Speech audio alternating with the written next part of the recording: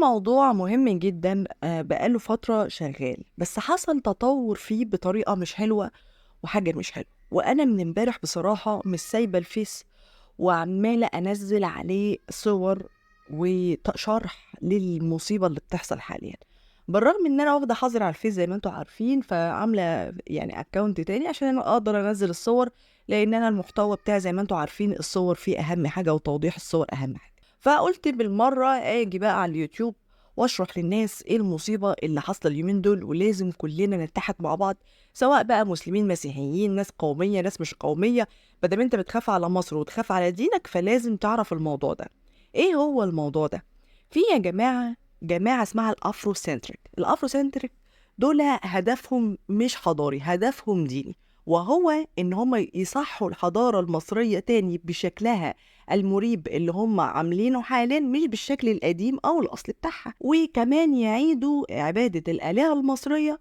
وزي ما تقولوا كده بقى ايه الماسونية اللي انتوا عارفينها وعارفين الرموز بتاعتها، اللي هي الرموز المصرية اللي هي لا تمت الحضارة المصرية بصلة. فواخدين العين حورس رمز، واخدين الهرم رمز، واخدين علامة العنف رمز. الافروسنتريك وجه من اوجه الايه الماسونية والوجه الاسود ليها.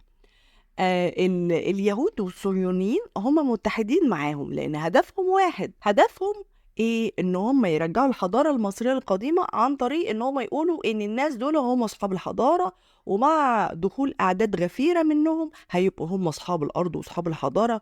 وزي ما احنا بنشوف الاكونتات بتاعتهم بيقولوا ان هم هيرجعوا مصر ارض الميعاد، الارض المعهوده، الارض المفقوده، اسامي كتير جدا بيطلقوها عليها بالمنظر اللي انتوا شايفينه ده، وبيعملوا محاضرات ان هم يرسخوا الفكر ده في الاجيال القادمه. في بعض الدول الافريقيه خدت بالها من الحركه دي وبدات تحرمها، اللي هم زي دوله مالي. الافتاء اللي هناك او الشيوخ اللي هناك طلعوا بيان ان هم يحرموا الديانه الجديده دي، لان هم بداوا يطلقوا عليها اسم كيمت. زي ما انتم شايفين كل حاجه خاصه بكيمت، كل حاجه بمصر بقى اسمها كيمت. حرموا كمان الدخول لهذه الديانه لانها بدات تنتشر في الايه في افريقيا، خاصه في غانا ونيجيريا والحتت دي.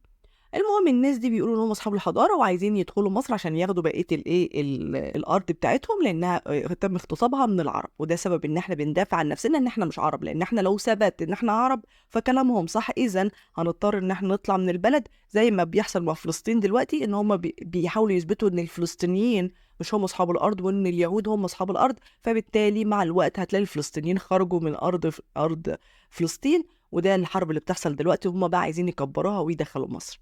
فمن يوم 16 ليوم 26 في أستاذ اسمه كابا. الأستاذ اللي اسمه كابا ده اسمه بروفيسور كابا ده، ومعاه واحد تاني، عاملين جولة في مصر من يوم 16 ليوم 26. بدأت الجولات بتاعتهم تظهر من يومين. فطبعا احنا مش حاطين في دماغنا وقلنا ايه، اكيد الشرطة المصرية واكيد الدولة هتاخد بالها من اللي بيحصل وهيلموا الليل. المهم ظهروا في أسوان وهم رافعين علامة الماسونية هناك وسط اخواتنا النوبيين، وكاتبين في البوست بتاعهم ان النوبيين دول هم بنات الأهرامات وهم أحفاد المصريين القدماء وهم أصل الحضارة. طبعا هم مش قصدهم على النوبيين، هم بيستخدموا النوبيين كدرع بشري ليهم يدخلوا من خلاله، فهمتوا؟ وطبعا ده هيؤدي إلى حرب أهلية لو فعلا النوبيين صدقوا الكلام ده وحصل ان صدام ما بيننا وما بينهم. فطبعا دي حرب أهلية أكيد احنا مقبلين عليها لو سمعوا كلام الإخوة دول. وطبعا زي ما انتم شايفين قاعدين في وسطهم كأنهم قرايب وحبايب واحنا وحشين. طب ما أسوان دي أصل السياحة، يعني الناس دي لما يدخلوا أسوان ويعملوا كده هناك فدي أصل السياحة، لما يرفعوا علامة الماسونية هناك فدي تدمير للسياحة.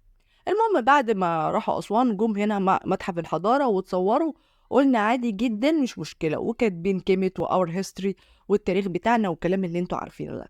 المهم الكلام ده كله مش مشكلة. ظهر بقى ايه بقى؟ كان في فوج بقى اكبر عدد منهم جم المتحف، يعني الاخ البروفيسور كابا والتاني ده واللي مطلع لنا لسانه ده جايبين فوج تاني، متهيألي ده فوجين باين لان هم كتير جدا العدد، ودخلوا المتحف المصري امبارح. طبعا انا من امبارح ما سكتش ولا نمت اصلا. دخلوا المتحف المصري من امبارح. المشكله بقى في ايه بقى؟ ان الاستاذ كابا خد الميكروفون من المرشد السياحي المصري واتكلم فيه. طبعا دي غلطه وقع فيها المرشد، ويعتبر المرشد متضامن معاه بصراحه، لان انت لما تديله الميكروفون بتاعك ده ممنوع قانونا، لان احنا عندنا في قانون في مصر ان ممنوع اي مرشد غير مصري يرشد المجموعات دي او يقوم بعمليه ارشاد لهذه المجموعات، فلازم يكون مصري، ما ينفعش اجنبي. فالاستاذ كابا غفل المرشد بتاعنا، ومعرفش اذا كان غفله واذا كان ده حقيقه. وزي ما انتم شايفين حاطط على الصفحه بتاعته ان هو عمل ارشاد للفوج بتاعه ان هم يشرحوا فيه تاريخهم مش تاريخنا. يعني شايفين انتوا البلطجه؟ وزي ما انتم شايفين الاستاذ كابا رافع علامه الماسونيه في الهرم. هو في اكتر من كده؟ امال احنا بنعمل السنين اللي فاتت يعني. ورافع علامة الماسونية، وزي ما انتم شايفين نفس العلامة موجودة في أسوان ونفس العلامة موجودة في الهرم، ورافعين علامة النصر والقوة، وما أخذ من القوة لا يسترد إلا بقوة، جوه المتحف المصري. طبعا هم استغلوا إن المتحف يعتبر فاضي في هذه في الوقت ده، لأن ده عيد، فأكيد مفيش زيارات كتير، وأكيد مفيش أفواج كتير شغالة، وأكيد يعني النظام هيكون فيه خلل شوية. بجانب إن هم دخلوا عن طريق شركة مصرية. الشركة المصرية دي فين؟ يعني انت يا شركة يا مصرية ما لاحظتش الاكونت بتاعه؟ مش عارفة مين الشخصية دي؟ يعني انت ما تعرفيش في الثقافة خالص؟ المرشد السياحي ما فيش شخصية خالص، ما فيش معرفة خالص، ما فيش ثقافة خالص. طبعا ده خلل مننا قبل ما يكون منهم، لانهم قايلين وحاطين ميعاد وحاطين تواريخ وحاطين كل التفاصيل. طبعا احنا لما بنيجي نتكلم بيقعدوا يقولوا قومية وكيميتيين ده امن قومي، امن ديني، لان الناس دي عايزه تمحي الاسلام من مصر يا جماعه. الناس دي لما بنيجي نناقشهم بيقعدوا يقولوا انتوا مش على دين امون، احنا على دين امون. بيقعدوا يقولوا ان انتوا عرب ومسلمين فبالتالي انتوا مكانكم مش هنا، وبيروحوا يقولوا للاخوه المسيحيين انتوا يونان ورومان مكانكم مش هنا. فالناس دي رافضه وجود الاسلام والمسيحيه اساسا في مصر. نرجع تاني ونقول ان هذا المخطط كان عاملين اعلان عنه، موجود في الافلام بتاعت الماسونيه زي ما انتم شايفين في الماعز الاليف. لو انتم تعرفوا الفيلم ده او ما تعرفوش، واضح جدا الهدف منه كان مصر والهرم بالذات، ان هم يغرقوه بافعالهم وازاي يسيطروا على العرق الاسود. كل الكلام ده فين بقى الدوله منه؟ فين وزاره الاثار منه؟ فين وزاره السياحه منه؟ مين المسؤول عن الخلل ده؟ مين المسؤول عن الافعال دي؟ ازاي نحمي نفسنا ونحمي ارضنا من هذا الامر؟ طبعا الناس دي لما بتدخل، في ناس جوه البلد اصلا بتستقبلهم، اللي هم مين؟ الاخوه السود. اللي هو بقى انا ما يفرقش معايا اذا كان اسود بقى مصري، اسود سوداني، اسود اثيوبي، اسود مدغشقر، ماليش فيه. انا ليا ان هذا الشخص متضامن مع هذا الشخص على اذيه بلدي ايا كانت جنسيته.